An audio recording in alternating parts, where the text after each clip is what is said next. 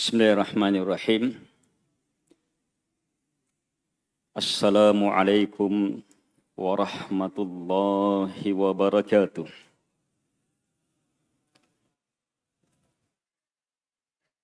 Alhamdulillahi rabbil alamin. Wassalatu wassalamu ala ashrafil anbiya'i wal mursalin. Wa ala alihi wa ashabihi wa man tabi'ahum bi ihsan ila yaumiddin. Amma ba'd. Kaum muslimin dan muslimat, jamaah tabligh akbar yang dimuliakan oleh Allah Subhanahu wa taala. Rasulullah sallallahu alaihi wasallam bersabda, "Innamal a'mal bil khawatim." Tidaklah amalan itu diukur kecuali pada akhirnya.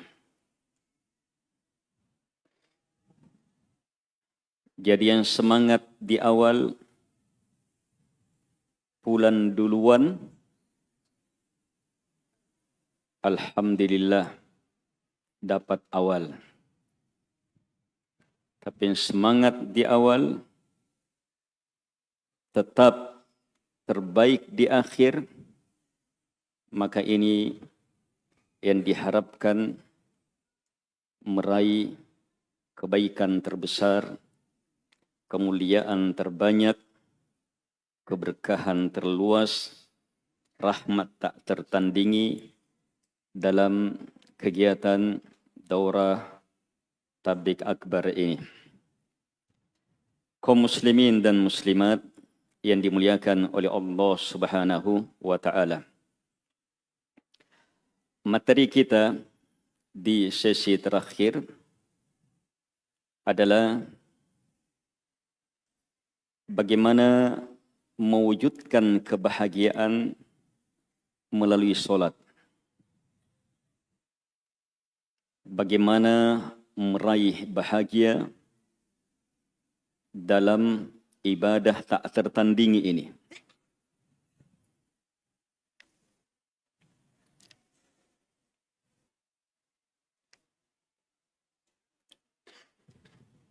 Dan untuk memahami hal ini, maka ada banyak langkah, cara yang bisa kita tempuh. Yang paling praktis adalah gunakan semua ilmu pemateri sebelumnya. Kemudian pakai di dalam solat. Maka pasti jadi solat paling berbahagia.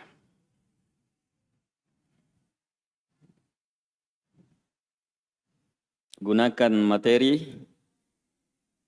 materi asatidah hafidhahumullah sebelumnya dalam solat. Maka solat kita akan lebih dari yang lainnya. Solat kita akan lebih dari yang lainnya. Caranya, ya tahu sendiri. Misalnya materi Ustadz Dzulqarnain, ayat-ayat Quran yang merupakan kaidah-kaidah dalam kebahagiaan pribadi, rumah tangga, bermasyarakat, bernegara, di dunia, di alam barzah, di akhirat. Pahami ayat-ayat itu, langsung menghadap kepada Allah dengan ilmu yang ada dalam ayat itu, mendekatkan diri kepada Allah Subhanahu wa taala dengan betul-betul mengharap apa yang menjadi kandungan pada ayat itu saat berdiri dalam solat. Setelah membaca suratul Fatihah, maka pasti jadi orang terdahsyat tak tertandingi solatnya. Sebab solat dengan seluruh rukunnya adalah syarat utama untuk bahagia. Dan di antara rukun terbesarnya adalah berdiri. Dan saat berdiri terdapat rukun yang sangat besar pula, yaitu suratul Fatihah. Dan terdapat kemuliaan tak tertandingi membaca surah setelahnya. Hanya saat berdiri kita mendekatkan diri kepada Allah dengan bacaan Quran. Tidak boleh saat sujud. Tidak boleh saat rukuk. Khusus penghambaan saat berdiri. Mendekatkan diri kepada Allah dengan bacaan Quran. Bagaimana kalau yang kita baca adalah ayat-ayat yang seluruhnya mengantar, memohon, menuntun, menerangi jalan kebahagiaan. Maka pasti akan sangat luar biasa penghambaan itu. Kaum muslimin dan muslimat yang dimuliakan oleh Allah Subhanahu wa taala. Metode kedua. Bahagia dalam solat adalah puncak penghambaan. Puncak keberagamaan. Nabi sallallahu alaihi wasallam bersabda, "Wa ju'ilat qurratu 'aini fis shalah." Dan telah dijadikan penyejuk pandangan saya, sesuatu yang paling membahagiakan saya itu ketika solat. Dan qurratu a'yun itu sesuatu yang paling membahagiakan. Fala ta'lamu nafsun.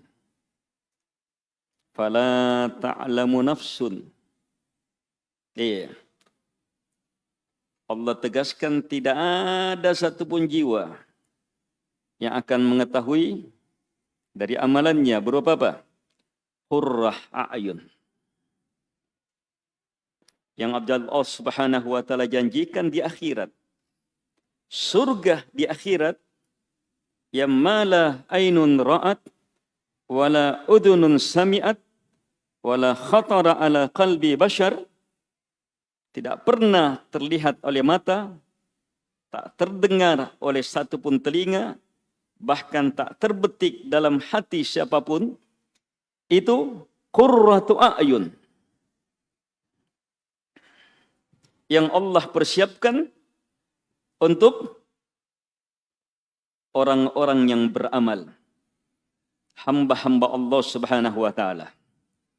Berarti ketika solat jadi qurratu a'yun, itu apa artinya? Nah, kata Ibnu Qayyim rahimahullahu taala, maka tidak ada yang akan lebih indah, tidak ada yang akan lebih lezat, tidak ada yang akan lebih nikmat, tidak ada yang akan lebih nyaman dari solat baginya. Kalau solat sudah jadi qurratu a'yun, itu tingkat yang sangat tinggi. Dan berbicara tentang tingkat tertinggi dalam beragama, Jibril alaihi salatu wassalam bekerja sama dengan Nabi sallallahu alaihi wasallam mengajarkan kepada kita tingkatan beragama. Muslim, mukmin, muhsin. Ada orang beragama derajat Islam, Muslim. Tapi Muslim belum tentu sampai ke derajat iman, mukmin. Mukmin sudah jelas Muslim, tapi belum tentu sampai ke derajat ihsan, muhsin. Kalau muhsin sudah jelas Muslim dan mukmin. Solat terindah, solat yang mengikuti jalur ini. Muslim, mukmin, muhsin. Caranya, wujudkan Islam dengan rukun-rukunnya. Di antaranya solat. Nampakkan solat. Dasari di atas syahadat. La ilaha illallah wa anna Muhammadar Rasulullah. Kemudian tegakkan solat di atas rukun-rukun iman. Keimanan kepada Allah, para malaikat, kitab-kitabnya, hari akhirat, para rasul. Takdir baik, takdir buruk. Kemudian tingkatkan solat ihsan.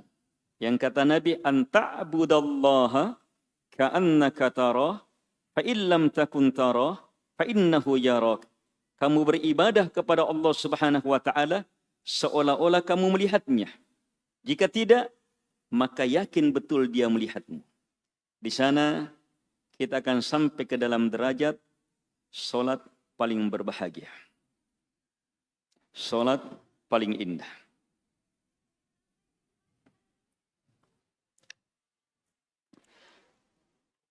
Dua orang sahabat bertengkar. Satu dari mereka adalah sepupunya Nabi. Bertengkar apa? Pengairan. Susah air. Kalau turun air, bertengkar orang. Maka karena keduanya Muslim, maka semua permasalahannya dibawa kepada Nabi sallallahu alaihi wasallam. Setelah Nabi dengar, Nabi cermati, keluar keputusan dari wahyu. Kata Nabi, alirkan sawahnya si anu dulu. Sampai batas sekian, lepas ke sawahnya si anu. Si anu yang pertama itu ternyata sepupunya Nabi. Maka yang kedua langsung berkomentar, angkana bna ammik, apakah keputusan ini karena dia anaknya pamanmu? Karena dia anaknya pamanmu? Karena dia sepupumu? Marah Nabi sallallahu alaihi wasallam. Dan Allah turun membela nabinya. Allah turunkan ayat. Fala wa rabbik. Maka tidak. Demi Tuhanmu ya Muhammad, la yu'minun, mereka tidak akan beriman. Hatta yuhakkimuka fima syajara bainahum. Sampai mereka menjadikan kamu hakim terhadap semua yang mereka perselisihkan. Thumma, kemudian, la yajidu fi anfusihim harajan mimma qadait. Mereka tidak jumpai dalam diri mereka satupun ketidaksenangan terhadap keputusanmu. Wa yusallimu taslima. Dan mereka tulus menerima keputusan itu dengan bahagia. Para ulama menjelaskan bahwa tiga yang disebutkan ini, pertama jenjang Islam, yang kedua jenjang iman, yang ketiga jenjang ihsan. Terhadap perselisihan, cekcok, khilaf, maka Muslim itu kemana? La yu'minun hatta yuhakkimuka fima syajara bainahum. Harus Nabi sallallahu alaihi wasallam yang menjadi hakim mereka. Ada masalah, kembali kepada Nabi. Nabi sudah wafat, kembali kepada Al-Quran dan petunjuk Nabi sallallahu alaihi wasallam. Siapa yang ada masalahnya, kembali ke sini, itu Muslim. Tapi Muslim belum tentu mukmin. Kalau mukmin, thumma la yajidu fi anfusihim harajan mimma qadait. Kemudian mereka tidak menjumpai dalam diri mereka ketidaksenangan terhadap apapun yang kamu putuskan. Sebab kadang, sudah, masalahnya kita lihat Al-Quran dan Sunnah. Begitu dapat hukumnya dalam Quran dan Sunnah, nganu yan, kayaknya ini. Tapi tetap dia terima. Hanya di dalam gamus. Tidak senang. Dan ukuran di dalam tidak ada yang bisa lari. Semua orang tahu apa yang ada dalam hatinya. Senang, suka, bimbang, ragu, semua orang tahu. Sehingga ini ukuran tidak ada yang bisa lari. Terus, kalau tidak ada haraj, kalau tidak ada ketidaksenangan, kalau tidak ada kebencian, maka mukmin. Mukmin dia. Apalagi kalau ternyata hukum itu dia yang kena. Dia yang disalahkan. Kalau orang beriman, tidak akan ada penolakan. Tidak akan ada ketidaksenangan. Tidak akan ada kebencian terhadap hukum itu. Dia akan terima. Hanya mukmin jamaah belum tentu muhsin. Muhsin wa yusallimu taslima.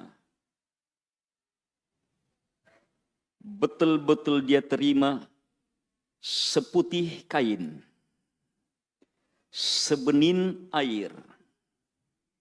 Itu makna asal Islam. Bersih, murni, jernih. Dia terima dengan apa? Kebahagiaan. Terhukum, tapi jadi orang yang berbahagia. Subhanallah dalam Islam. Dengan kekuatan ihsan, walaupun terhukum, jadi orang yang paling berbahagia. Terus bagaimana lagi kalau ilmu ini dia terapkan dalam solat? Maka kira-kira bagaimana bahagianya?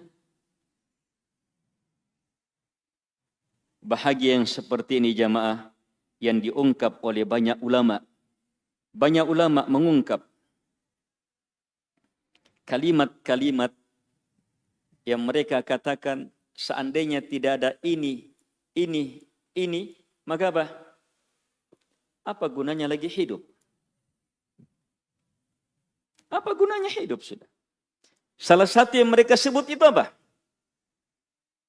Salat menghadap kepada Allah Subhanahu wa taala berjamaah. Di antaranya banyak menyebut apa? Bermajlis ilmu. Al-ikhwah wal akhwat rahimakumullah. Jadi ingin menjadi orang yang paling berbahagia dalam solat, maka wujudkan Islam. Tingkatkan keiman. Sempurnakan ihsan. Solatlah mulai dari muslim. Kemudian tingkatkan jadi mukmin. Kemudian tingkatkan jadi muhsin. Bagaimana solat muhsin?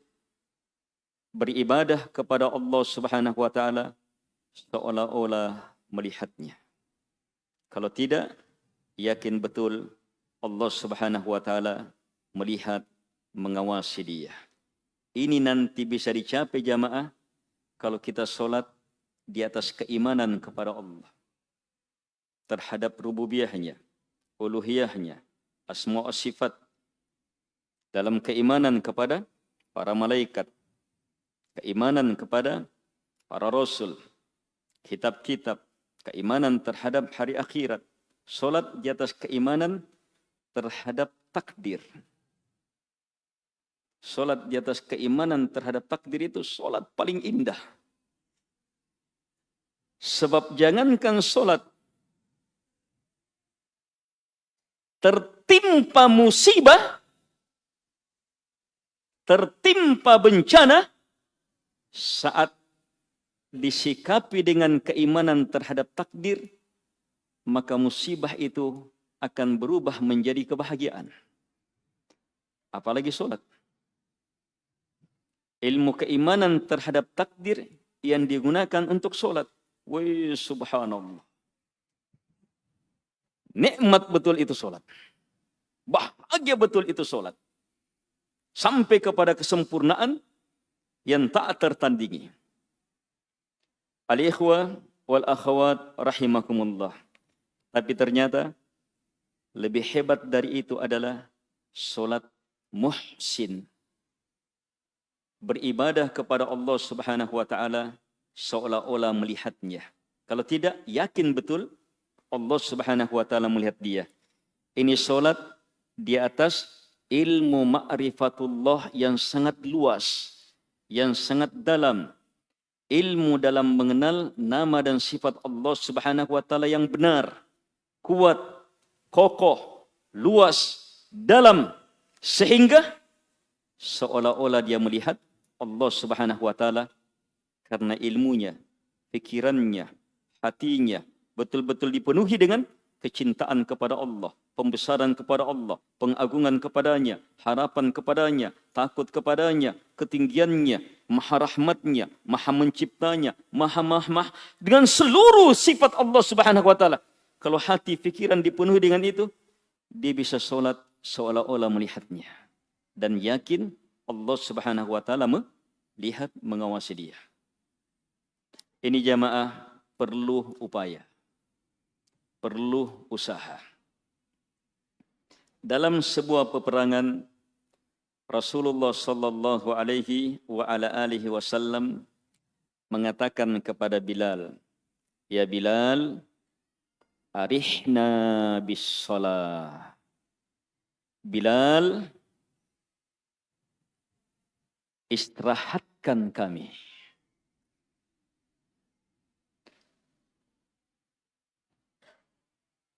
Istirahatkan kami. Jadikan orang yang bisa teristirahatkan, bisa bahagia dengan solat. Sebab dalam berjihad, fikiran, jiwa, perasaan dan seterusnya, atau dalam pekerjaan-pekerjaan keduniaan, jiwa, perasaan betul-betul terombang-ambing, betul-betul kacau balau. Maka Nabi ingin lepas dari kekalutan itu. Beliau mencari, menempuh syariat yang bisa mengistirahatkan dari semua kegelutan itu. Yaitu apa? Solat. Arihna. Jadikan kami orang yang dengan solat beristirahat. Banyak-banyak kita arihna minas salah. Pakai min. Kalau kita pakai min. Entah me waktuan nene. Pakar-pakar me siapa? Mau mikir makan ini, mau mikir anu ini. Solat ini, kalau tidak dilaksanakan ini, terbebani kita. Ayo guys, cepat-cepat. Tegakkan solat. Itu arihna min. Sebab solat beban bagi dia. Bagus terbebani, makanya dia lakukan. Kalau orang kafir, dia tolak solat, dia ingkari solat, dia tidak terima solat, dia musuhi solat.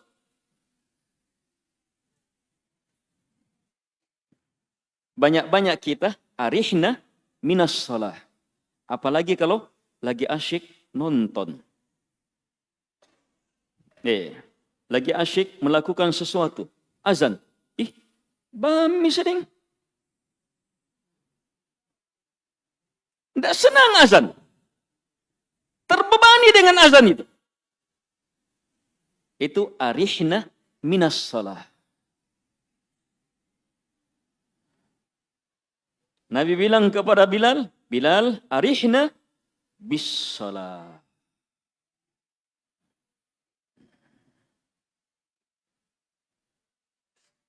Dan jangan terburu-buru. Oh, kalau saya arihna bis salah ini, banyak-banyak pabote di situ. Banyak-banyak kita tertipu jamaah. Jangan terburu-buru. itu jenjang yang sangat nikmat luar biasa. Perlu upaya besar. Perlu upaya besar. Perlu upaya besar.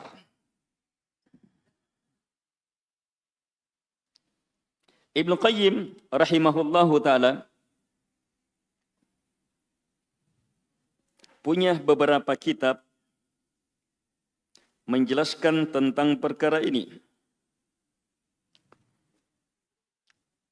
Ada kitab-kitab khusus tentang pembahasan solat, rahasia solat,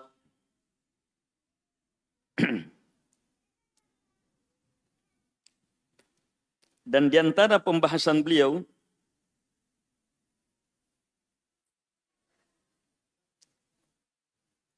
dalam kitab Risalah Ibnul Qayyim ila ahadi ikhwani. Karena persaudaraan beliau tulis surat kepada saudaranya itu. Surat penuh cinta. Karena persaudaraan di atas iman. Dan di sana beliau mengungkap banyak ilmu. Di antaranya ilmu bahwa salat itu menyejukkan pandangan, mengistirahatkan hati. Dan salat yang seperti ini adalah salat yang mengumpul 6 masyahid. 6 masyhad. 6 masyhad. Masyhad ilmu betul-betul terpahami menjadi sesuatu yang tersaksikan.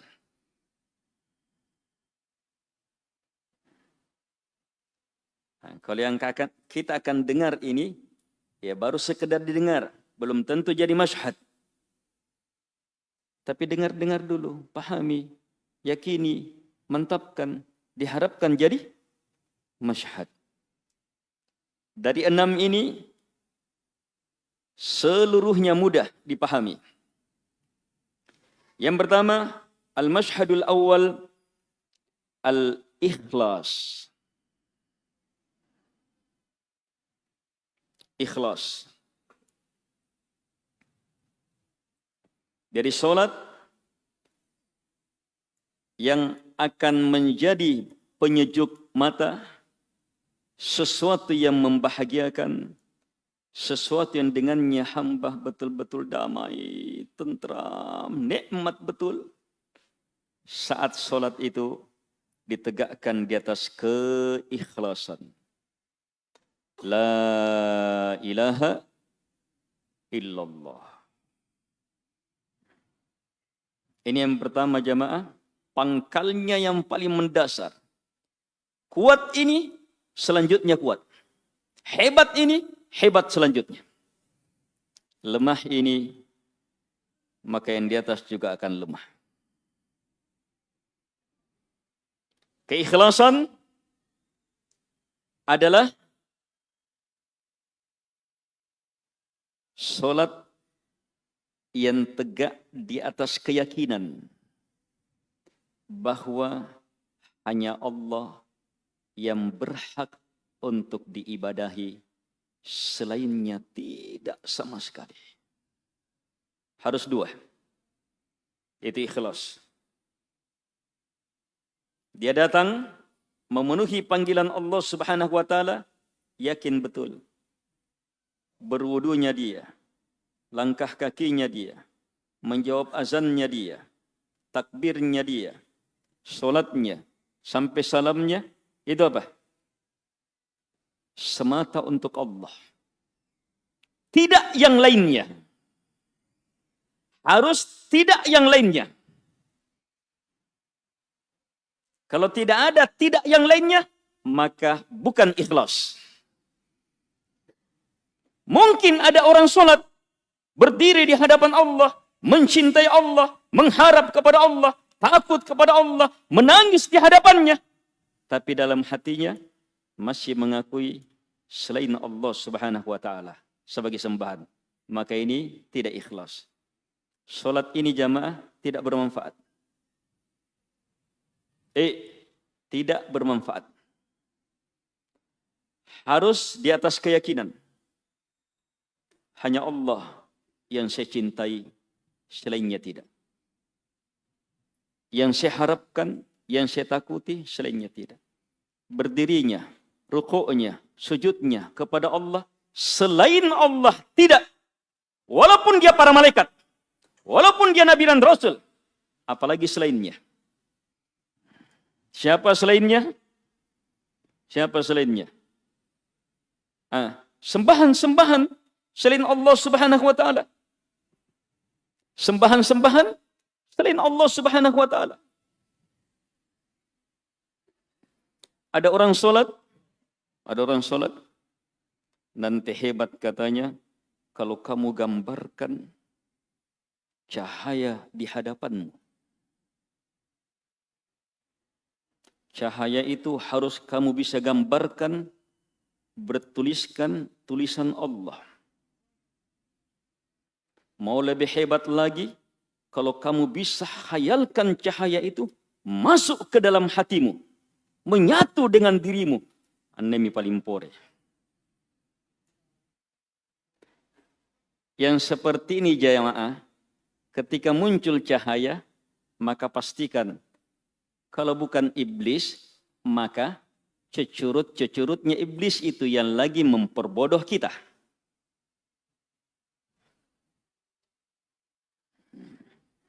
Dan banyaknya orang tertipu dengan cara seperti itu. Harus ikhlas, murni hanya kepada Allah Subhanahu wa taala, tidak kepada selainnya. Menghadap Ka'bah, kiblat. Tapi solat bukan untuk Ka'bah. Kalau tidak bisa bedakan ini, sebagaimana orang-orang di luar Islam yang menganggap apa? Kaum muslimin itu sama aja dengan kami.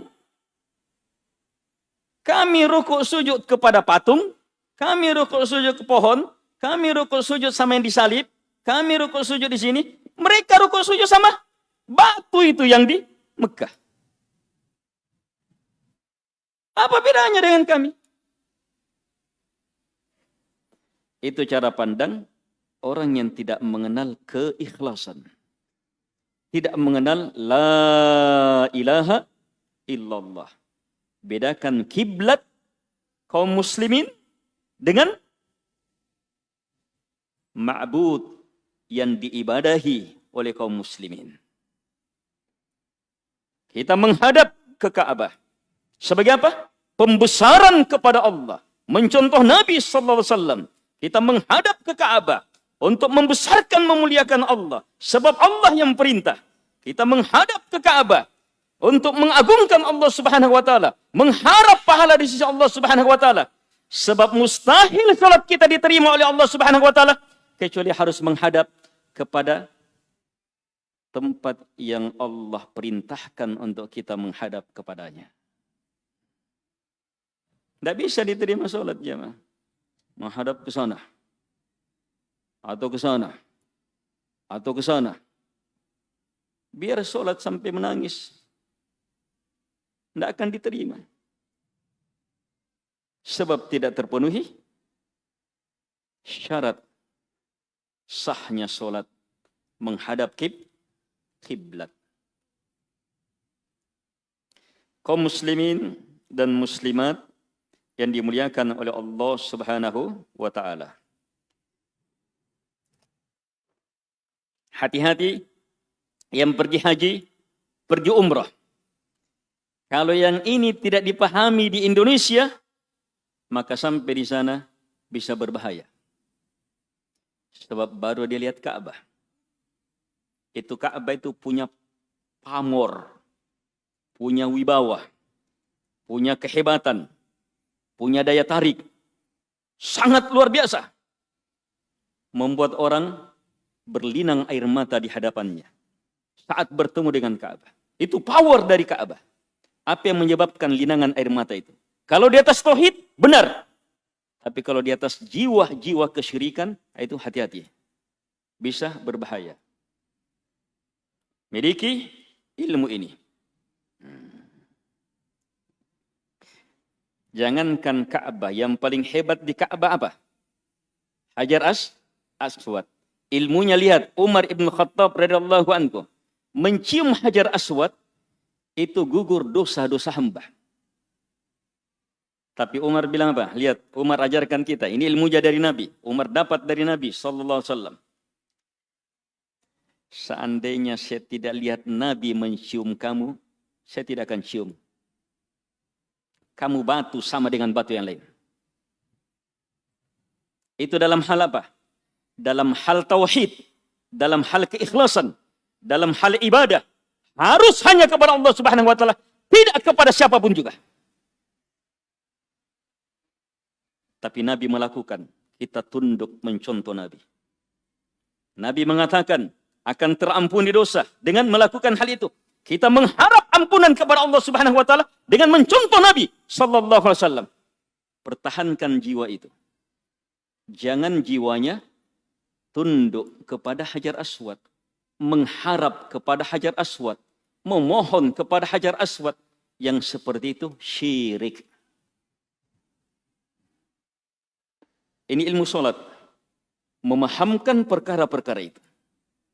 Keikhlasan. Yang paling merusak keikhlasan, riya, sum'ah. Mirip dengan itu, iradatud dunia bis sholah. Dia inginkan dunia dengan sholatnya. Dia sholat untuk apa? Supaya alat toki proyeknya. Begitu proyeknya latto, iya, berkali-kali berulang, akhirnya terpalingkan niatnya sudah. Sholat untuk dunia sudah. Hancur, gugur semuanya. Keikhlasan. Semakin ikhlas, maka semakin indah sholat itu. Semakin nikmat itu sholat. Semakin ikhlas, ingat, harus dua. Betul-betul hanya kepada Allah, selainnya tidak. Hanya kepada Allah, ingat, hanya kepada Allah itu, jangan lepas tiga hal. Cinta hanya kepada Allah. Mengharap hanya kepadanya. Takut hanya kepadanya. Ini tiga. Makanya itu yang diingatkan saat kita berdiri, mulai membaca suratul Fatihah, Alhamdulillahi Rabbil Alamin. Itu cinta. Ar-Rahmanir Rahim. Di situ harapan. Maliki Yaumiddin. Di situ takut. Setelah itu baru kita nyatakan, Iyyaka na'budu. Ketauhidan. Hanya kepadamu ya Allah kami beribadah. Tidak kepada selainmu. Al-ikhwah wal akhwat rahimakumullah. Masyhad kedua. Masyhadus sidq wan nush. Kemampuan melihat, mewujudkan salat di atas jiwa sidq, jujur. Di atas jiwa nasihah. Nasihah itu kesempurnaan jujur. Kesempurnaan jujur. Ada orang bekerja, petani, bekerja, terus bekerja, gagal, dan tidak peduli. Terus dia ulangi, dia tanam lagi, bekerja lagi, kurang hasilnya, dia tidak peduli. Terus dia kerja, dia tanam lagi. Jujur dalam pekerjaan. Itu sidq, itu nasihat. Dalam nasihat terdapat keikhlasan. Hanya dalam nasihat bukan hanya keikhlasan. Di dalamnya terdapat kejujuran. Ulet, terus menerus, tidak tergesa-gesa, pantang mundur. Itu nasihat. Dan agama itu adalah seutuhnya nasihat. Ad-dinun nasihat. Agama itu nasihat. Apalagi yang terbesar, yaitu sholat. Mau punya agama yang terhebat, harus punya sholat yang berada di atas jiwa nasihat itu. Sehingga dia sholat, betul-betul dia kejar itu sholat. Dia cinta itu sholat. Dia upayakan itu sholat. Dia besarkan itu sholat. Dia tinggikan itu sholat. Sebab disitulah pekerjaan yang paling dia inginkan, paling diharapkan, paling dicintai. Itu sholat di atas nasihat. Siapa yang bersikap seperti itu saat sholatnya, pasti sholat itu akan menjadi sesuatu yang terindah dalam hidupnya. Untuk mengarah ke sini jamaah, untuk mengarah ke sini perlu ilmu. Ilmu tentang sholat. Semakin dia mengerti hakikat sholat, semakin dia sukai. Semakin dia mengerti sholat, semakin dia tidak tinggalkan. Semakin dia mengerti sholat, semakin dia perhatikan. Semakin dia mengerti sholat, semakin dia besarkan. Semakin dia mengerti sholat, semakin dia jaga. Semakin dia mengerti sholat, semakin hatinya akan terasa sakit, menderita kalau dia tidak sholat. Sebab dia mengerti betul itu sholat. Besarnya, mulianya, hebatnya, agungnya, tingginya, dahsyatnya itu sholat. Ini jamaah perlu ilmu. Sebagaimana yang pertama, perlu ilmu. Itu dilatih terus, dimantapkan terus. Yang kedua, itu lebih luas lagi ilmunya. Harus dimantapkan terus, seluruh. Apa sholat bagi kita? Ini yang ilmunya sangat banyak. Rukun Islam. Pembeda antara kafir dengan muslim. Kafir, orang muslim dengan musyrik. Salat satu-satunya yang para sahabat Nabi katakan meninggalkannya sebagai kekafiran. Jadi salat, wahayanya kalau tidak salat. Salat penggugur dosa. Paling hebat dalam menggugurkan dosa, salat. Salat meraup cahaya. Paling hebat untuk mendapatkan cahaya itu salat. Di akhirat, orang bagaimana di akhirat? Tergantung kadar cahaya yang dia dapat.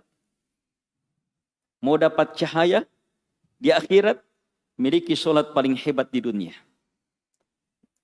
Sebab untuk mendapatkan cahaya dalam kehidupan dunia, tidak ada yang kalahkan salat. Kekuatan hati, kekuatan ruh, kekuatan jiwa, bahkan kekuatan jasad. Kekuatan jasad itu seluruhnya ada dalam salat. Walaupun yang paling banyak mendapatkan manfaat adalah jiwa kita, batin kita, hati kita, ruh kita. Tapi jasad jamaah,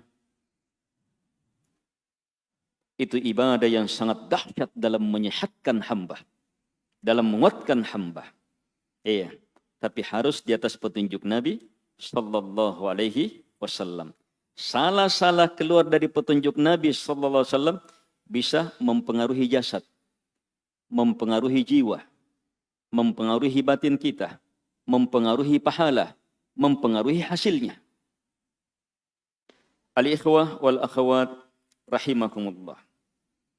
Jadi kalau orang sholat dengan penuh nasihat, penuh kejujuran, dia akan datang sholat dengan sepenuh hati. Hati dipenuhi dengan apa? Ilmu. Jadi dia terdengar azan. Dia berwudu. Dia jawab azan.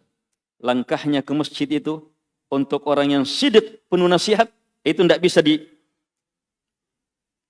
itu seperti orang melangkah. Ini langkah-langkah, bukan orang langkah loyo, peklo, ditiup angin jatuh, ditenta sedikit langsung. Bukan juga orang yang melangkah seperti lari. Tapi orang yang melangkah dengan langkah yang tegar, penuh dengan penjiwaan. itu as-sakinah. Nabi bersabda, alaikum bis-sakinah. Kamu sholat harus dengan sakinah. Sakinah itu apa? Tenang, tegar. Itu sakinah. 2. Tenang, tegar. Itu sakinah. Untuk seperti itu jamaah, harus dengan ilmu. Harus dengan ilmu. Kekuatan nasihat ini, saat kita penuhi panggilan sholat, itu coba munculkan mulai ketika azan terdengar. Allahu Akbar, Allahu Akbar. Jawab itu, maknai itu azan. Berwudu, maknai itu wudu. Berjalan, munculkan ilmu-ilmu tentang sholat. Kenapa sholat? Kenapa sholat? Untuk apa sholat? Mau apa sholat? Penuhkan hati dengan itu. Dan ini PR. Yang jelas, banyak sekali yang seperti ini. Sholat cahaya, ruh, sumber rahmat, keberkahan, pengguguran dosa, pengangkatan derajat, paling dicintai oleh Allah Subhanahu wa taala, penentu baiknya semua amalan, penyelamat dari beragam al-fahsya wal munkar. Lihat yang pertama diperiksa di akhirat apa? Kalau bagus. Kenapa? Karena sholat yang benar menjadikan amalan-amalan baik dan menyelamatkan dari bahaya. Itu ukuran sholat yang benar. Sholat yang didatangkan dengan memenuhi hak-haknya. Didatangkan dengan memenuhi hak-haknya.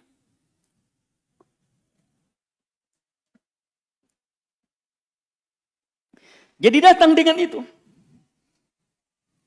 Jadi datang dengan apa? Jiwa membesarkan sholat. Wah, ini bukan sembarang ibadah ini. Ini bukan sembarang ibadah ini. Ini bukan sembarang. Kalau seperti itu jamaah luar biasa. Yang ketiga, masyhadul mutaba'ah. Mampu memahami, mampu mewujudkan, mampu melakukan sholat semata mengikuti Nabi sallallahu alaihi wasallam. Sallu kama ra'aitumuni usolli, kata Nabi, sholat kalian sebagaimana kalian melihat saya sholat. Sampai-sampai Nabi sholat di atas mimbar. Harusnya tempat imam itu di bawah. Jangan lebih tinggi dari makmum. Tapi karena Nabi lebih mementingkan bagaimana sholatnya dilihat, Nabi sholat di atas mimbar.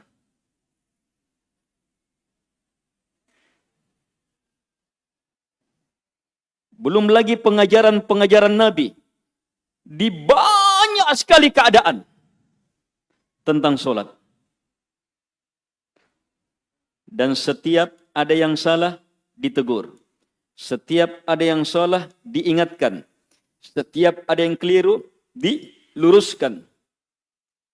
Sampai-sampai Nabi mempunyai beragam metode mengajarkan sholat ini. Guru, ustadz, pendidik, atau orang-orang yang mau mengambil gelar dalam ilmu pendidikan, cukup teliti tentang sholat, bagaimana Nabi mengajarkan sholat, bagaimana Nabi mengajarkan sholat, dalam suasana apa Nabi mengajarkan sholat, bagaimana metode Nabi dalam mengajarkan sholat, apa lafadznya Nabi dalam mengajarkan sholat, dalam kondisi-kondisi apa Nabi dalam mengajarkan sholat, itu sudah akan melahirkan apa? Ilmu pendidikan yang sangat hebat. Itu bisa jadi profesornya profesor. Cukup teliti itu saja. Apalagi kalau diteliti, semua metode pengajaran baginda Rasul sallallahu alaihi wasallam. Di antara yang sangat menarik, hadits musi'i sholati. Hadis orang yang keliru sholatnya. Sholat. Dilihat Nabi. Nabi ada di situ. Dilihat sholatnya sama Nabi. Setelah salam kepada Nabi. Kata Nabi, Irji' fasalli fa innaka lam tusalli. Kembali. Kamu belum sholat. Pergi sholat lagi. Dia ulangi wudunya. Pergi sholat lagi. Setelah salam, kembali kepada Nabi. Disuruh lagi kembali. Setelah ketiga kalinya, ya Rasulullah, kalau kita ampun mak. Tidak ada, saya tidak bisa lebih indah dari ini. Tidak bisa lebih baik dari ini sudah. Maka Nabi ajarkan sholat. Kalau kita kan kasihan, kasihannya masa disuruh-suruh ulang 3 kali. Tetapi bagi sahabat ini akan jadi apa? Ilmu terindah dalam hidupnya. Diulangi 3 kali, diulangi 3 kali, baru kemudian diajarkan sehingga menjadi apa? Ilmu besar bagi seluruh ahli fikih dan sebelumnya para sahabat untuk memahami apa? Mana yang menjadi rukun solat, mana yang menjadi kewajiban solat. Yang disebutkan dalam hadits musi'u solat itu apa? Kapan ada satu ditinggalkan, maka batal solat, harus diulangi. Nah, di situ terpahami rukun solat. Selain itu, kewajiban. Punya hal-hal ancaman di dalamnya. Yang selain itu, tidak ada ancaman, tidak ada penekanan, tidak ada perintah, maka sunnah.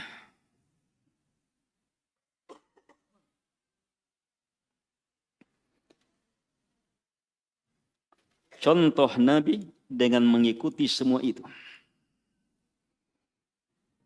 Contoh Nabi dengan mengikuti semua itu. Solatlah karena mencontoh Nabi. Itu akan jadi solat menyatu dalam kecintaan kepada Allah dan kecintaan kepada Nabi Sallallahu Alaihi Wasallam. Tidak ada lebih hebat dari itu. Kalau ini disatukan sudah. Mungkin ada orang solat betul-betul cinta kepada Allah, tidak yang lainnya. Mengharap kepada Allah, tidak yang lainnya. Takut kepada Allah, tidak yang lainnya. Betul-betul sepenuh jiwa dia solat. Tetapi dengan ilmu bukan bersumber dari Nabi Sallallahu Alaihi Wasallam. Dari mana? Sekedar dia lihat orang. Atau sekedar kebiasaannya seperti itu. Atau sekedar itu yang enak dalam perasaan saya. Lebih parah lagi, kalau apa? Solatnya karena mimpi yang dia lihat. Oh, saya melihat ada orang pakai sorban, bercahaya, solatnya seperti ini. Itu yang saya ikuti.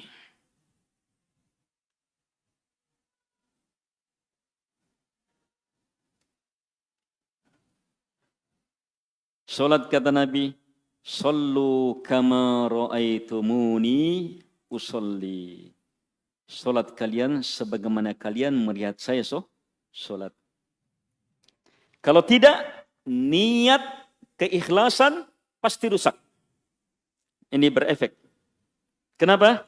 Lihat, solat, niat solat, innamal a'malu binniyat, semua amalan pasti ada niatnya, wa innamal likulli imri'in ma nawa, semua orang pasti akan mendapatkan sesuai dengan niatnya. Niat ada 2. Niat yang pertama, terdengar azan. Mulai ada keinginan mau solat. Kita jawab azan, kita berwudu, datang ke masjid. Ketika ditanya, mau apa? Mau solat, itu niat. Niat yang kedua, solat mau apa? Solat mau apa? Kepada siapa nanti kamu berdiri rukuk sujud? Untuk apa? Itu niat. Niat yang kedua itu, bahasa lainnya ikhlas. Niat dalam makna yang pertama, ini yang banyak dibahas dalam pembahasan fikih.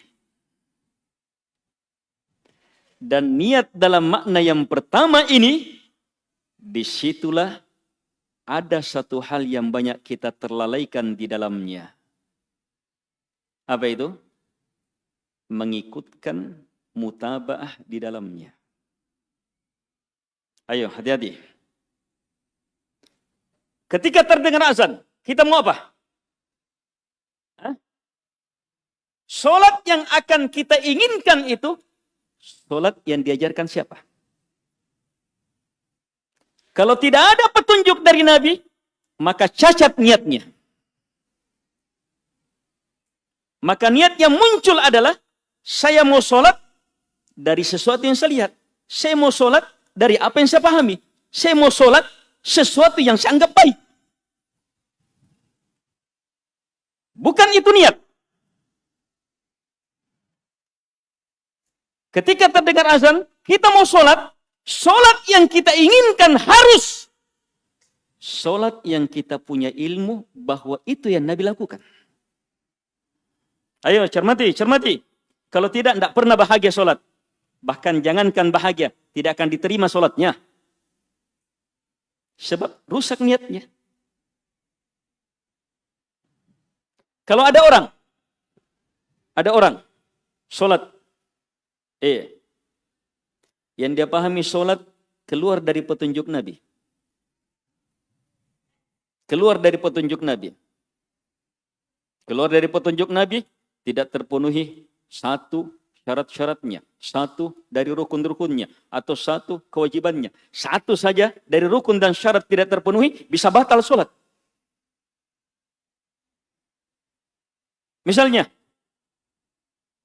terfikirkan, terdengar azan, langsung dia mau solat. Solat yang dia inginkan adalah solat bukan menghadap ke Ka'bah. Itu yang dia pahami. Dia belum tahu itu misalnya. Atau solat yang diinginkan adalah solat yang rakaatnya keluar dari petunjuk Nabi.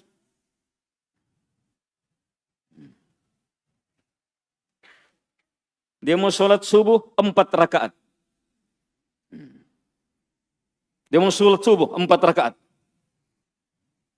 Ikhlas.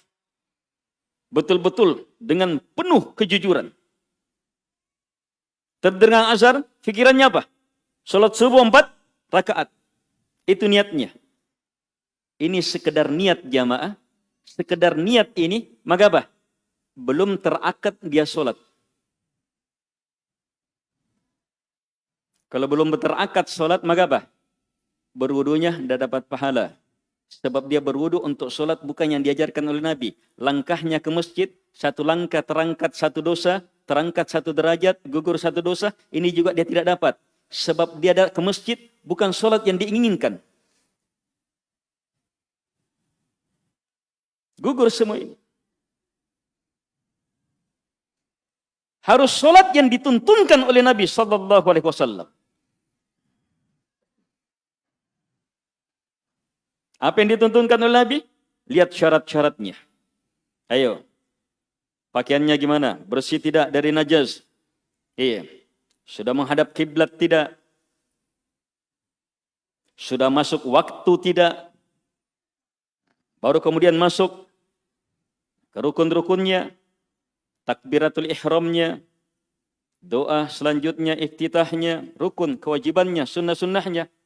Urutkan sesuai dengan petunjuk Nabi. Oh, ini luar biasa sholatnya. Dan di sini mengikuti Nabi ada 2 metode. Global, dia ikut Nabi. Global. Tapi yang lebih hebat, kalau dia ingin ikuti Nabi, serinci-rincinya. Niatnya serinci-rincinya. Dan itu jamaah tidak akan bisa kecuali harus di atas ilmu. Dia sholat, mau apa? Ke masjid, sholat. Duhur, sesuai dengan petunjuk Nabi. Dia sudah punya ilmunya. Mulai dari takbirnya. Allahu Akbar. Bagaimana mengangkat kedua tangannya. Apa yang dibaca. Bagaimana penjiwaan bacaannya. Ikut Nabi semuanya. Itu lebih dahsyat lagi sholatnya. Dan itu lebih indah. Wih Ustaz, kalau begitu. Banyak berpikir itu orang di sholat ini. Perlu konsentrasi. Nasami. Nabi SAW bersabda. Inna fis salati la syughlah. Inna fis salati la syughlah. Sungguh dalam solat itu betul-betul terdapat kesibukan. Makanya solat itu jangan ada hal-hal yang menyibukkan. Jangan ada hal-hal yang mengganggu. Harus sebab orang mau konsentrasi betul. Salat itu jamaah, peperangan besar menghadapi syaitan. Peperangan besar menghadapi apa? Beragam kesibukan kita. Peperangan besar untuk melepas ikatan-ikatan syaitan yang membelenggu dalam jiwa kita. Peperangan besar untuk menghancurkan dosa.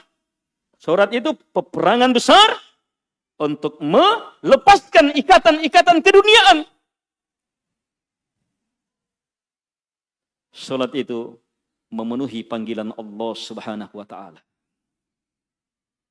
Untuk menghadap kepadanya dengan badan, dengan hati, dengan jiwa, dengan ilmu, dengan telaah, dengan tadabbur. Inilah yang disebutkan oleh Nabi. Orang yang menghadap kepada Allah dalam salatnya, maka Allah akan menghadap kepadanya. Coba lihat. Coba kita tahu satu ini saja ilmu dalam salat. Tidak ada yang main-main salat itu. Tidak ada yang loyo-loyo salat itu. Kalau dia tahu, Allah menghadap langsung kepada dia. Ayo kalau saya lihatnya. Misalnya, ayo saya langsung lihat orang. Saya lihat siapa? Satu orang. Ini.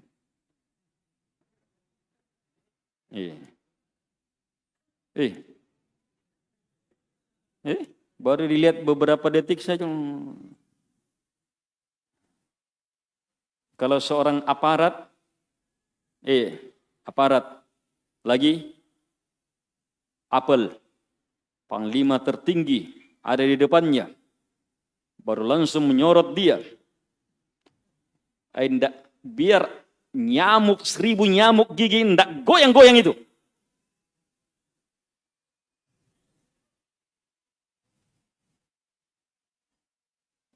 Itu wajar. Reaksi manusia ketika orang yang dia besarkan, yang dia takuti, yang dia hormati, melihat dia. Terus bagaimana kalau Allah? Baru kita sholat.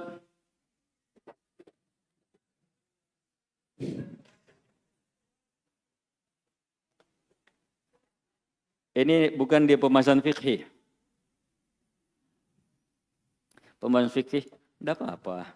Boleh. Iya, bukan sesuatu yang haram. Iya, bukan sesuatu yang haram. Iya, boleh melakukan gerakan-gerakan dalam sholat. Iya, selama itu diperlukan. Iya, akhirnya kita mau sembahyang itu loh, kulleji. Sebagian orang belajar fikih untuk apa? Untuk selamat, untuk lari dari itu. Datang hukum sholat sunnah, dia pelajari bagus. Terus kenapa? Sunnah, dalilnya ini. Sunnah saja, bukan sesuatu yang wajib. Dari mana dalilmu kamu mewajibkan perkara ini? Dia pelajari untuk apa? Untuk dia tidak lakukan. Dia tahu kewajiban sedekah. Oh, luar biasa. Tapi datang orang yang sangat perlu sedekah apa semua. Sedekah itu hukumnya begini. Saya kondisinya seperti ini, tidak wajib bersedekah. Kenapa kamu datang ke saya? Kenapa sih?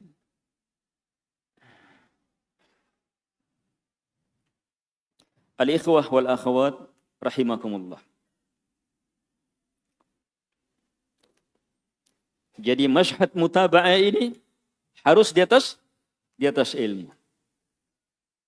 Taib. Pertanyaan, siapa yang sebutkan 3 masyhad ini? Ya. Ikhlas. Yang kedua.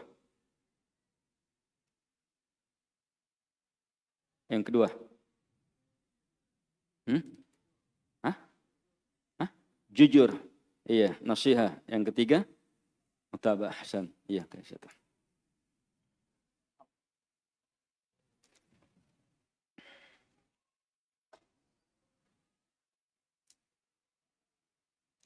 siapa yang sebutkan satu ilmu, saya sebutkan tadi, kalau seandainya yang satu ini dipahami, maka cukup. Akan mengantar hamba untuk hebat dalam sholat. Apa itu? Ya. Hah? Ikhlas. Bukan. Ikhlas di pembahasan yang 3 ini. Ada yang disembunyikan.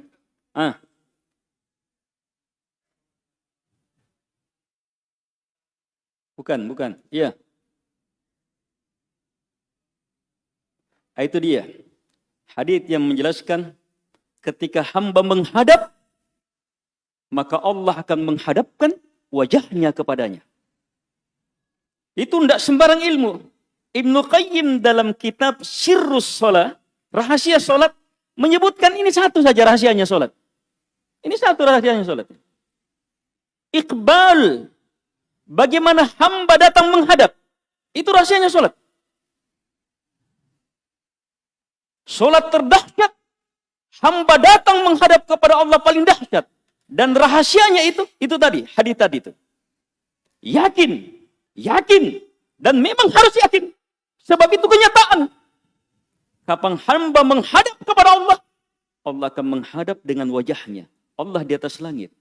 Tetap menghadap. Selama dalam hadis sampai hamba berpaling. Makanya apa? Haram menengok ke sana kemari. Sebab kapan menengok apa? Berarti berpaling dari Allah. Allah berpaling juga darinya. Tapi berpaling yang paling parah adalah berpalingnya hati. Kalau berpalingnya pandangan sudah haram, apalagi berpalingnya hati. Berpalingnya hati. Dia sholat. Allahu Akbar. Tapi yang dia besarkan selain Allah. Dia berdiri. Allahu Akbar membesarkan Allah. Tapi saat berdiri di hadapan orang lebih besar. Hatinya. Dia baca sholat. Dia menghadap kepada Allah. Tapi pikirannya kemana? Oh, ke sana kemari. Sholat syughlah menyibukkan. Sebab perlu konsentrasi. Makanya kadang itu banyak sesuatu yang kita lupa muncul di waktu sholat. Kita lupa sesuatu. Kunci kita cari. Di mana itu kunci itu? Sembahyang pun tahu. Muncul. Oh, ini Pak. Iya, sudah terpalingkan. Ini terpalingkan jamaah. Terpalingkan sesaat rugi besar. Dalam sholat terpalingkan sesaat rugi besar. Apalagi terlalaikan. Lebih parah lagi kalau apa? Sholatnya kesyirikan. Dia sholat, berdiri, rukuk untuk membesarkan selain Allah Subhanahu wa ta'ala.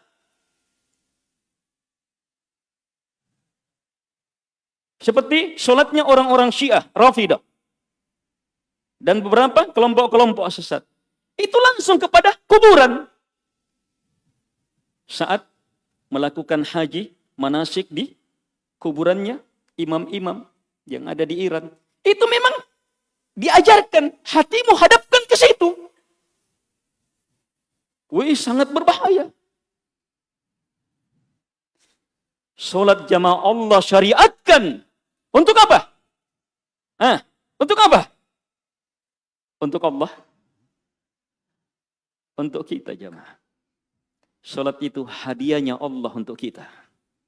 Hadiahnya Allah untuk kita. Anugerahnya Allah untuk kita. Nikmatnya Allah untuk kita. Rahmatnya Allah untuk kita. Saking dahsyat ini sholat jamaah. Dijemput oleh Nabi di atas langit. Tidak ada syariat yang seperti itu. Hanya sholat. Dan tidak ada syariat yang Nabi sampai ke derajat kecintaan, kebahagiaannya seutuhnya ada pada syariat itu. Hanya sholat. Wa ju'ilat qurratu aini fis shalah. Dijadikan keindahan saya dalam melihat itu ada dalam sholat. Hanya sholat.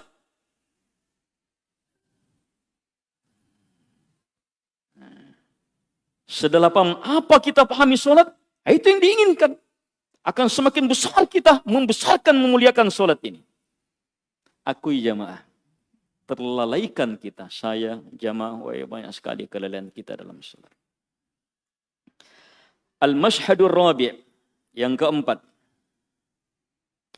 Yang keempat ini paling indah. Kata Syekh, bukan yang keempat. Ini yang tertinggi nih. Mashhadul ihsan. Mashhad al-ihsan. Solat dalam kondisi seolah-olah melihat Allah. Kalau tidak, yakin Allah melihatnya. Ini kita sudah isyaratkan. Untuk sampai ke derajat ini, jangan terburu-buru. Harus mulai dari Muslim. Iman. Kenal ya Allah lebih dalam. Kenal ya Allah lebih dalam. Ini harus masuk ke ilmu pembahasan nama dan sifat. Pelajaran-pelajaran akidah. Kalau masyhad yang pertama, itu ilmu kitabut tauhid. Tambahkan lagi dengan al-ubudiyah. Kalau di pembahasan yang kedua, pembahasan yang ketiga, mutaba'ah. Dan yang kedua, itu pembahasan seluruh hadits-hadits dalam fiqhi, keutamaan, fadail, kemuliaan solat. Di situ ilmunya. Kalau ihsan, derajat al-ihsan ini derajat hanya orang akan peroleh saat hamba semakin mengenal Allah Subhanahu wa taala. Dan mustahil mengenal Allah kecuali harus melalui ayat-ayat Al-Qur'an. Dan melalui ayat-ayat Al-Qur'an kita kembangkan bisa melihat makhluk dan ciptaan Allah Subhanahu wa taala. Semakin kita kenal Allah Subhanahu wa taala, maka salat itu akan semakin indah, semakin nikmat. Ayo jamaah. Seseorang memperhatikan, ketika seseorang memperhatikan sesuatu yang dia sukai. Ayo, mau berhenti tidak? Iya, ada anak suka main game A. Itu game A. Oh, di situ kesukaannya. Itu tidak berhenti itu. Kenapa? Dia memandang sesuatu yang dia sukai. Ada orang dalam nonton ini tidak pernah berhenti. Sebab apa? Dia memandang sesuatu yang dia sukai. Ihsan itu dalam dua derajatnya, kamu beribadah kepada Allah seolah-olah kamu melihatnya. Kata para ulama, seolah-olah kamu melihatnya, itu derajat mahabbah. Derajat cinta. Ilmu dia dalam mengenal Allah Subhanahu wa taala, kecintaan. Semakin dia kenal nama ini, semakin dia cintai Allah. Semakin dia besarkan Allah, semakin dia agungkan Allah Subhanahu wa taala. Sehingga dia bertakbir, wah luar biasa. Itu uraian ihsan itu, uraian ihsan itu mulai dari menjawab azan sampai salam, berzikir setelahnya. Itu bisa terurai serinci-rincinya. Woi, kalau begitu Ustaz, perlu konsentrasi betul itu Ustaz. Iya, inna fis salati lasyughulah. Salat itu memang kesibukan luar biasa. Sampai-sampai Nabi, bagaimana lihat Nabi tersibukkan dalam salat. Lihat bagaimana Nabi tersibukkan dalam salat. Nabi salat di rumahnya, kemudian melihat gordeng di paha sang Aisyah. Itu ada gambarnya. Ada gambar-gambarnya. Coraknya. Nabi takbir Allahu Akbar. Terlihat. Setelah itu Nabi tegur Aisyah. Mengganggu salatnya Nabi. Lihat salatnya Nabi terganggu. Akhirnya Aisyah ambil itu. Turunkan.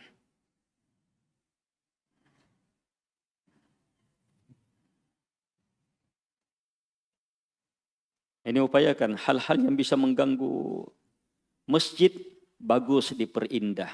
Tapi keindahannya jangan sampai mengganggu khusyuk. Masjid itu yang paling utama adalah orang bisa sholat tenang. Nyaman, damai. Bukan indah, megahnya. Tanda-tanda kiamat adalah ketika orang berpikir membangun masjid sekedar megahnya. Itu tanda-tanda kiamat. Mempermegah bangunan masjid. Sekedar, masjidnya paling jempol 2. Klik apa ini? Bintang 5. Itu yang dicari. Jangan jemaah. Yang diinginkan bagaimana kenyamanan, khusyuk, kedamaian dalam sholat. Ini ihsan. Kalau tidak, maka seolah-olah yakin Allah melihat kamu. Itu apa? Para ulama bilang, itu derajat takut. Derajat takut. Yang pertama, cinta dalam harapan. Kalau ini apa? Satukan itu. Salat itu akan indah. Mungkin ada yang bisa capai saat berdiri, saat baca Al-Quran. Tapi saat rukuk, terpengaruh. Atau gagal saat berdiri, dia bisa wujudkan saat rukuk. Gagal saat rukuk, dia bisa wujudkan saat sujud. Ketahui jamaah, setiap gerakan dalam sholat ada penghambaan di dalamnya. Ada tuntutan ibadah di dalamnya. Kalau kita bisa wujudkan semua itu sholat yang akan membawa kebahagiaan paripurna. Yang saat orang melakukannya, tidak mau dia tinggalkan. Yang saat dia masuk di dalamnya, dia akan beristirahat. Tenang betul. Sebagaimana yang Nabi sebutkan sama Bilal. Arihna bis shalah. Al-ikhwah wal akhwat rahimakumullah. Masyhad yang kelima. Masyhadul minnah. Masyhad al-minnah. Dia mampu sholat dan melihat bahwa sholat itu dari awal sampai akhir minnah, anugerah Allah Subhanahu wa taala. Saya masih didengar, saya masih diberi hidup ini mendengar azan, nikmat dari Allah. Saya masih diberi kekuatan menjawab azan, nikmat dari Allah. Allah yang beri saya bisa berwudu, Allah yang beri saya bisa jalan ke masjid, Allah yang beri itu semuanya nikmat dari Allah, kebaikan dari Allah, rahmatnya Ar-Rahman, anugerahnya Al-Wahhab, kebaikannya Al-Mannam, pemberiannya Al-Muhsin, betul-betul dari Allah Subhanahu wa taala. Sampai dia berdiri, semuanya diyakini kebaikan dari Allah Subhanahu wa taala. Ini salat paling nikmat kata beliau. Iya. Masyhad al-minnah. Ini kata beliau, a'zamul masyahid wa anfa'uha lil abd. Paling dahsyat ini dan paling bermanfaat bagi hamba. Ini tidak terlalu banyak berpikir ini. Kalau yang ini biar tidak terlalu dipahami fikih salat. Ini dipikirkan global-globalnya saja. Saya masih hidup, sholat Allah yang beri. Saya berdiri ini Allah yang panggil saya. Semuanya ini, baiknya Allah ini. Dia yang kasih, baiknya Allah. Itu saja. Imamnya baca panjang, dia menghayal dengan pikiran itu. Lebih bertahan dia daripada imam. Itu cukup dia ingat global saja. Apalagi kalau dia mampu melihat rinci. Dia mampu melihat rincian nikmat di balik semua gerakan, semua rukun, semua syarat, semua kewajiban, semua sunnah-sunnah sholat. Dia mampu melihat nikmat tak tertandingi. Wah, itu dahsyat luar biasa sholatnya. Akan penuh dengan warna keindahan. Akan penuh dengan kenyamanan, kedamaian. Iya. Nah, kelupain rendah. Lebat sering sambayang. Ini enrangku padeng. Tapi insyaAllah ta'ala kalau sholat seperti itu, sebentar kemudian akan tuntas masalahnya itu. Sebab sholat salah satu manfaatnya adalah menggugurkan seluruh masalah. Banyak doa, banyak zikir, banyak hal. Ketika ada bahaya, ada masalah. Tapi tidak ada yang kalahkan sholat menggugurkan semuanya. Bahkan semua doa masukkan dalam sholat. Semua zikir gunakan dalam sholat. Semua ilmu gunakan dalam sholat. Sehingga sholat semakin apa? Menjadi dahsyat. Allah suruh apa kita? Wasta'inu bisabari wassalah. Minta tolong kalian dengan apa? Sabar. Ini memang langsung. Kalau ada musibah, ya sabar. Itu yang pertama. Tapi yang kedua apa? Wassalah, dengan sholat. Banyak-banyak kita bukan minta tolong dengan sholat. Iya. Banyak-banyak kita apa? Sholat masalahnya kita. Jadi mau cepat-cepat sholat. Iya, supaya selesai. Supaya saya selesai masalah saya. Kalau saya belum sholat ini masalah bagi saya. Saya harus cepat-cepat sholat. Iya. Jadi dia apa? Dia tolong dirinya supaya selamat dari sholat. Harusnya dia tolong dirinya dengan apa? Dengan sholat. Bahkan bahagiakan diri kita dengan sholat. Lindungi diri kita dengan sholat. Hidupkan diri kita dengan sholat. Muliakan diri kita dengan sholat. Gugurkan dosa kita dengan sholat. Dekatkan diri kepada Allah dengan sholat. Jadi, kan sholat sebagai penggugur semua dosa kita. Inna sholata tanha anil fahsya'i wal munkar.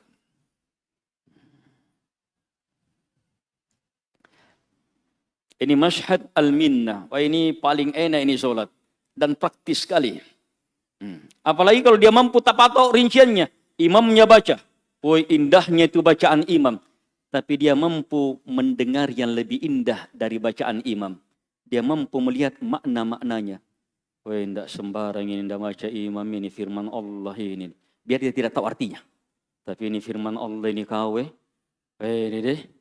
Satu huruf itu berapa? 10 kebaikan. Satu kebaikan itu tidak ada. Artinya itu dunia semuanya. Dan baru satu huruf itu. Wih, jai namun ini kurasan nih. Banyaknya panjangnya. Jai memang. Kasih banyak-banyak imam. Ini dia belum tahu artinya. Tapi dia besarkan itu yang dibaca.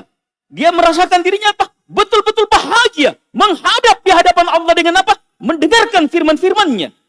Terus bagaimana lagi kalau dia bisa melihat nikmatnya, maknanya, keindahan kandungannya. Sebagian ulama justru apa? Keluar ilmu tafsirnya. Saat jadi makmum, dia dengar. Muncul ilmu tafsir. Bahkan apa? Muncul apa? Muncul ilmu-ilmu yang belum muncul sebelumnya.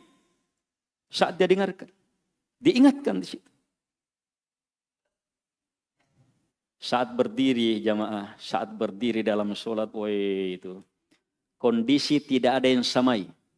Dalam sholat, semua rukun ibadah, rukun sholat, tidak ada yang bisa sama ini berdiri. Tidak ada yang bisa sama berdiri. Dari sisi mana? Dia satu-satunya penghambaan yang langsung mendekatkan diri kepada Allah dengan suratul Fatihah dan bacaan Al-Quran yang lain selanjutnya. Rukuk sujud tidak bisa. Tapi rukuk jamaah punya kedahsyatan nilai, berdiri dan sujud tidak bisa raih. Hanya rukuk saja yang bisa di situ.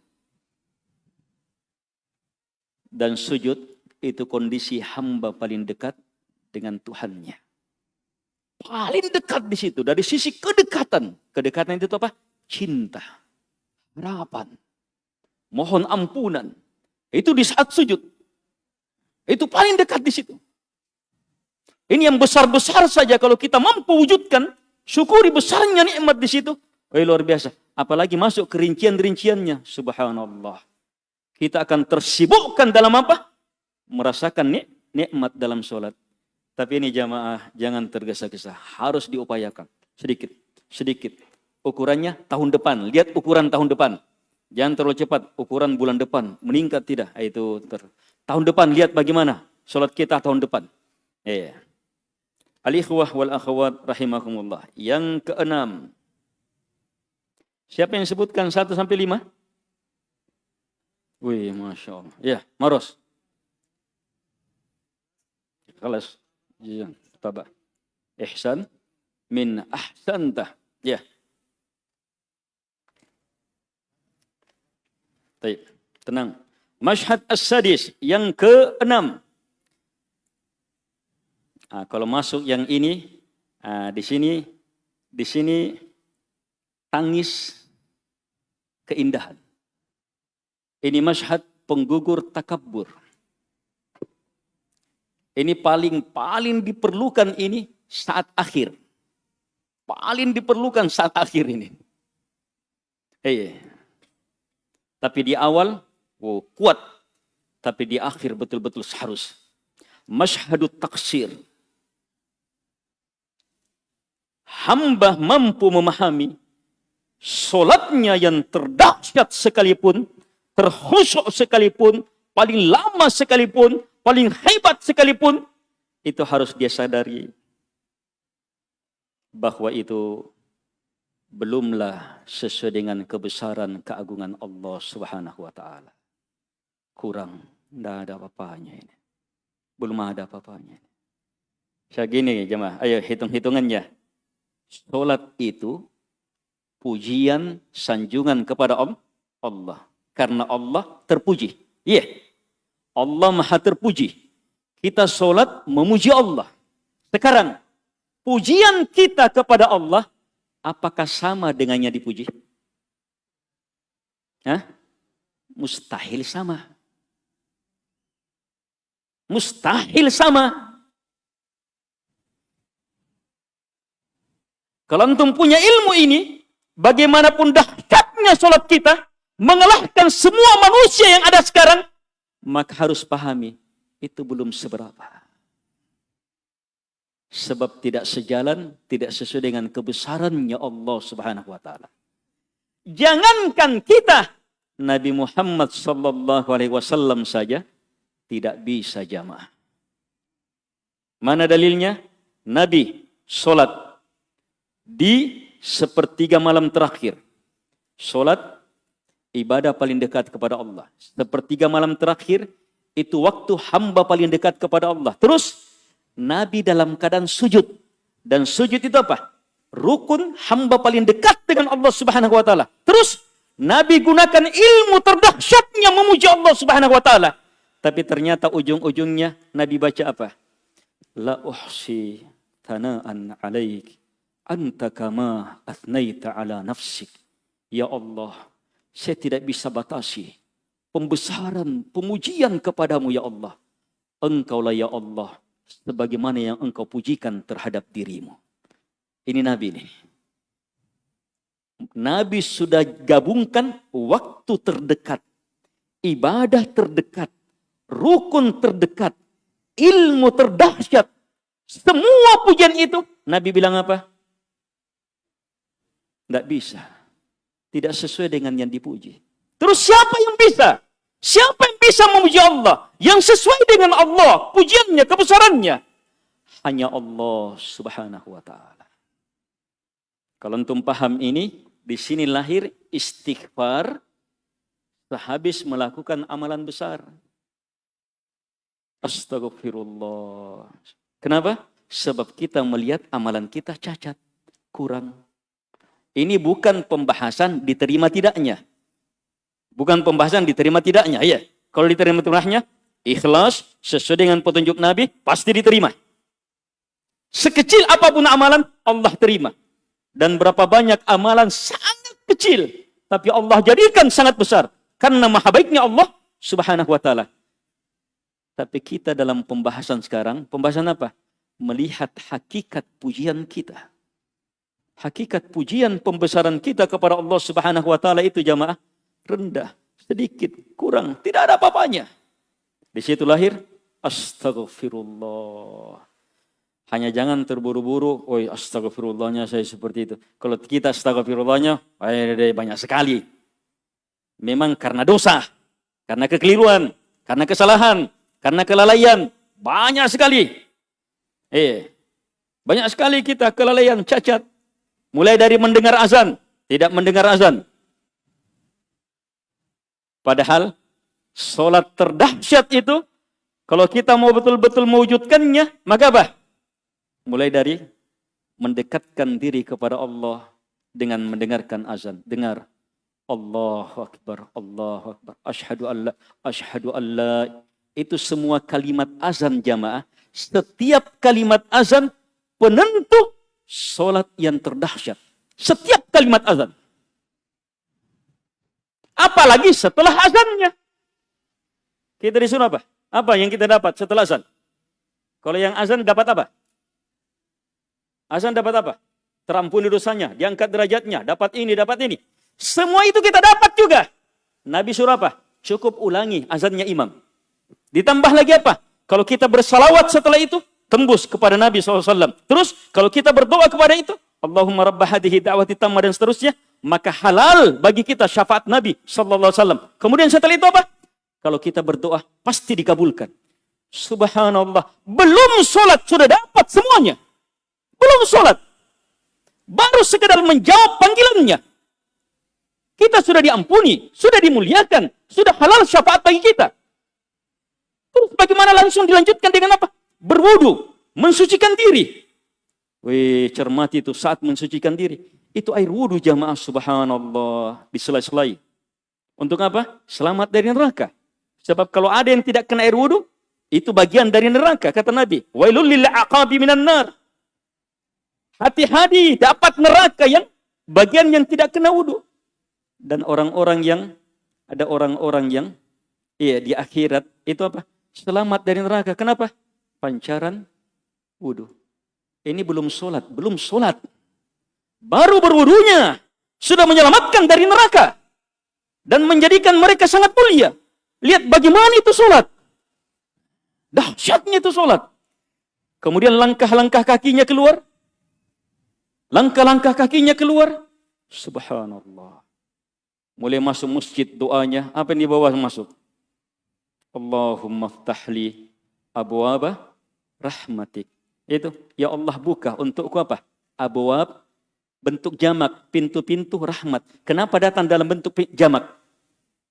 Sebab rahmat saat masuk masjid tidak ada yang bisa batasi. Sangat banyak pintu kebaikan di dalamnya. Pintu ilmu, pintu iman, pintu takwa, pintu ampunan, pintu rahmat, pintu istiqamah, pintu kesabaran, pintu kesyukuran. Al-Quran, hadits Nabi, banyak sekali pintu dan tidak ada batasnya. Itu dalam masjid. Coba dengan itu. Kemudian bertakbir, Allahu Akbar. Dia jiwai makna takbir. Pembesaran, pengagungan kepada Allah. Mengawali salatnya. Wih, luar biasa. Kemudian dia baca doa iftitah.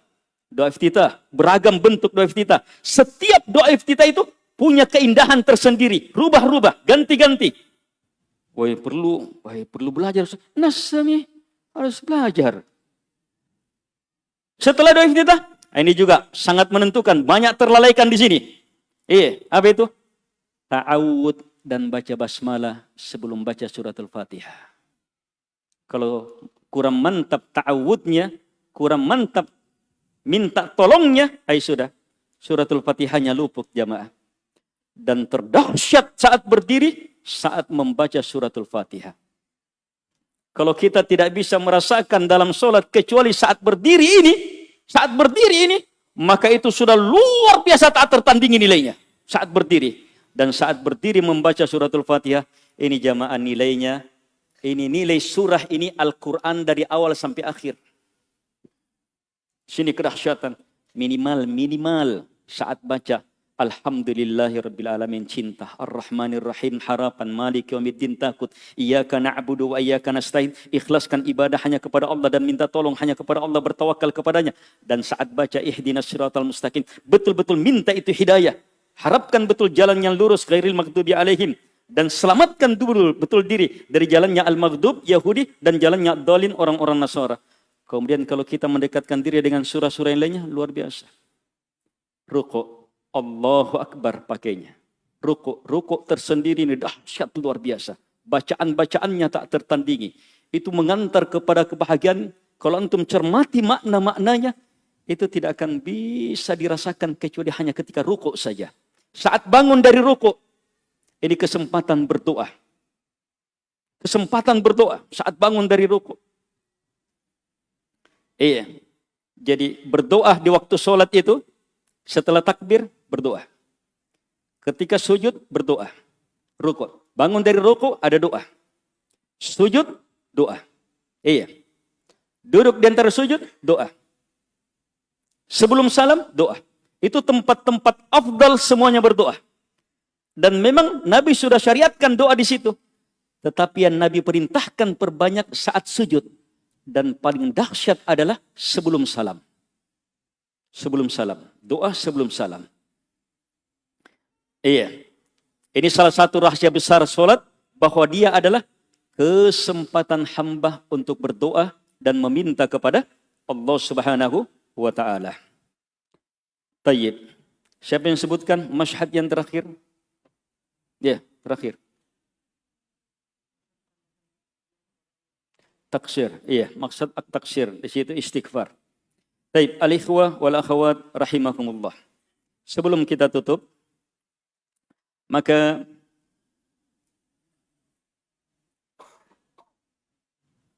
cermati, kalau kita lihat kehebatan solat ini jamaah, ayo lihat. Ini jadi setiap ilmu itu arahkan kepada satu dari masyhad ini, dan gabungkan semuanya. Nah, sekarang ilmu ini mengarah kemana? Saya akan tanya antum sebentar. Ilmu ini akan mengarah kemana? Masyhad yang mana ini? Ilmu ini. Ilmu solat yang sangat kita perlukan ini, yang sangat luar biasa mulianya ini, diperintahkan 5 kali sehari.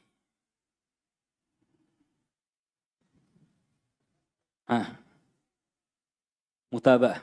Terus sebutkan, hubungkan, minimal sebut 2, 3.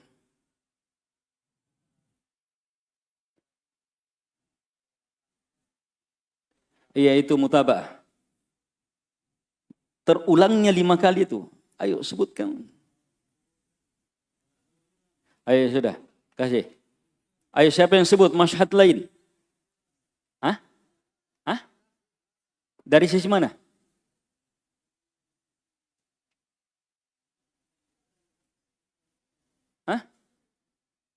Keikhlasan. Setiap amalan yang ikhlas ketika diulangi pasti semakin ikhlas. Apalagi diulangi 5 kali. Ayo, terus. Siapa yang sebutkan yang Nabi sebutkan? Anugerah apa? Itu dia, kasih itu, kasih 2. Kasih semuanya, kasih 2. Kasih 2. Itu Nabi sebut pengulangan sholat lengkap dengan ilmu tadi. Sebagai perumpamaan. Nabi panggil sahabatnya. Kalian, bagaimana kalian kalau pergi kerja? Kotor. Terus lewati sungai. Mandi bersih. Terus naik kerja lagi. Kotor. Lewati sungai lagi. Pasti mandi bersih lagi. Lewati kotor. Mandi bersih. Kira-kira sebersih apa kalian? Allah wajibkan itu 5 kali. Bukan karena Allah perlu sama kita. Karena Allah ingin bersihkan kita. Allah ingin sucikan kita. Allah ingin anugerahi kita. Kalau antum paham itu minnah. Anugerah besar. Terakhir. Lihat. Ini 5 kali jamaah. Pertama diwajibkan berapa kali? Ini ada hadiahnya nih. Sudah habis. 50 kali. Terus sampai kepada Nabi Musa. Nabi Musa bilang, tidak bisa. Minta lagi. Kasih. Dikurangi. Ada banyak hadis. Akhirnya dikurangi menjadi berapa? 5 terakhir. Terakhirnya 5 jadi apa? 5 ini kata Allah, Nabi Musa bilang, minta lagi kepada Tuhanmu supaya dikurangi. Tapi apa kata Allah? Sudah saya tetapkan kewajibanku. Tapi cuma lihat jamaah, 5 yang merupakan anugerah besar ini, itu pahalanya, kemuliaannya, kebaikannya, sebanyak 50 kali tidak dikurangi. Wih, luar biasanya nih sholat. 1 kali dapat apa? Ampunan 10 kali. Anugerah. Tidak pernah bisa berkurang. Cermati itu. Ini masyhad minnah. Ya, akhirnya waktu membatasi kita. Dan ilmu kita juga memang terbatas. Tapi serendah-rendah apa yang kita miliki jamaah. Tetap mintalah kepada yang maha luas. Yang maha baik. Pasti kita akan dapatkan. Baik. Pertanyaan. Ini propolis kafah, harganya ini 250 kalau saya tidak salah ini. Ini antum minum ini sebelum pulang, fit. Di tengah jalan minum lagi, tapi jangan langsung diminum gini. Kasih masuk di air dulu. 5 tetes, 7 tetes. Ayo, pertanyaan. Siapa yang angkat tangannya? Bilang. Sebelum saya tanya. Iya. Apa pertanyaannya? Oh ya, pertanyaannya adalah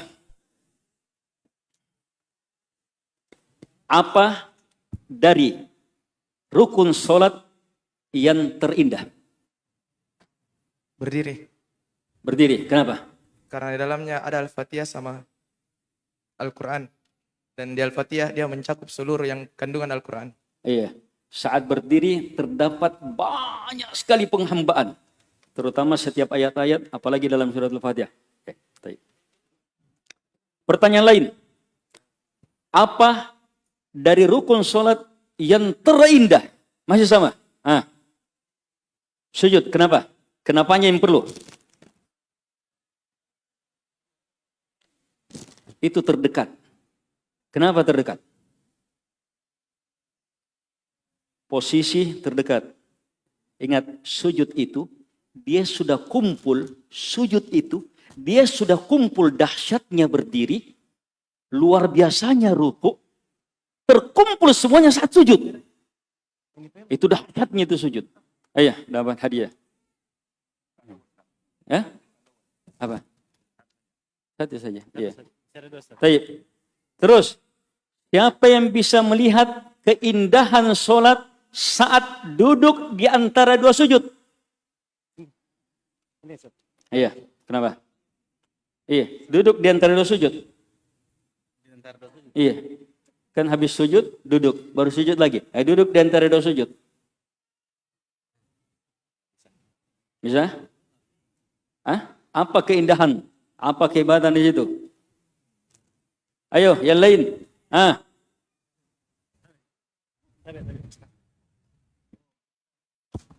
Dihimpit dengan dua sujud yang ibadat terdekat dan juga doa-doa pengampunan di dalamnya, pensucian dan sebagainya. Plus ditambah sujud duduk di antara dua sujud itu duduk penghambaan. Itu duduk hamba itu namanya. Itu duduk di antara dua sujud itu duduk hamba. Diapit oleh dua sujud. Wah, hebatnya ini nih. Itu salah satu tempat paling hebat untuk berdoa. Bukan hanya sujudnya. Duduk di antara dua sujudnya itu. Makanya bacanya apa? Rabbi ghafirli, Rabbi ghafirli, Rabbi ghafirli. Atau apa? Nabi ajarkan minta permintaan. Siapa yang ingat? Ini. Doa duduk di antara dua sujud, 5 permintaan di dalamnya, yang mana 5 permintaan ini dunia beserta seluruhnya, akhirat seluruhnya sudah terkumpul di situ. Ayo, siapa yang hafal doa itu? Itu akhir sholat. Allahumma a'inni sebelum salam. Ya. Ya, tunggu, kasih jelas. Rabbi ghafirli warhamni. Terus. Iya. Iya, dapat. Masih ada? Habis. Baik, lihat 5 itu. Itulah yang disebut. Tapi termasuk 5 itu terkumpul dalam hadits-hadits yang lain. Allahumma ghafirli warhamni wa'afini wahdini warzuqni wajaburni warfa'ni. Ini 2 tambahan. Ada. Tapi 5 ini. Ini 5. 1 dari 5 ini sudah merupakan apa? Doa tak tertandingi. Minta ampunan sudah melingkup. Minta rahmat sudah melingkup. Minta al-afiyah, doa terafdal kata Nabi. Minta hidayah, kunci seluruhnya. Makanya itu yang ada dalam surat Al-Fatihah. Minta hidayah. Minta rezeki, itulah hakikat rezeki. Iya, dunia alam barzah akhirat. Baik. Mohon maaf atas perpanjangan waktu. Jazakumullah khairah atas perhatiannya. Dan mohon maaf kalau ada hal-hal yang kurang kepada ketua pengurus, imam, orang-orang tua kami yang ada di masjid ini. Jazakumullah khairah. Dan kepada ikhwah seluruhnya, jazakumullah khairah atas perhatiannya. Subhanakallahumma hamdik, asyhadu an la ilaha illa anta astaghfiruka. Wassalamualaikum warahmatullahi wabarakatuh. Waalaikumsalam warahmatullahi wabarakatuh. Tapi Ustaz, ada untuk pengurus masjid, silakan.